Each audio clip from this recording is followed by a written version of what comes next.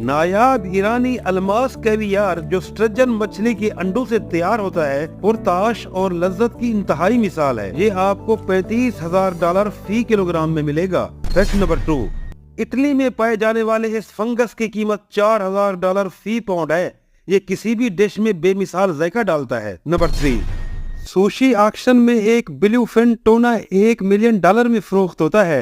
Number 4, ये सुर्ख सोना हाथों से चुना जाता है। इसकी कीमत $5,000 फी पाउंड हो सकती है। नंबर 5, अपने नायाब और बेमिसाल जायके की बदौलत ये जापानी मत्सुटाके मशरूम $1,000 फी पाउंड तक की कीमत के हो सकते हैं। नंबर 6, खाने की ये लज्जत अबाबील के घोंसलों से बनाई जाती है, जो सेहत के लिए बहुत ही मुफीद है। नंबर 7, हरन के दूध से तैयार करदा ये नाकाबिले यकीन पनीर स्वीडन में तैयार होता है। इसका क्रीमी जायका इसकी कीमत $1,000 फी पाउंड तक पहुंचा देता है।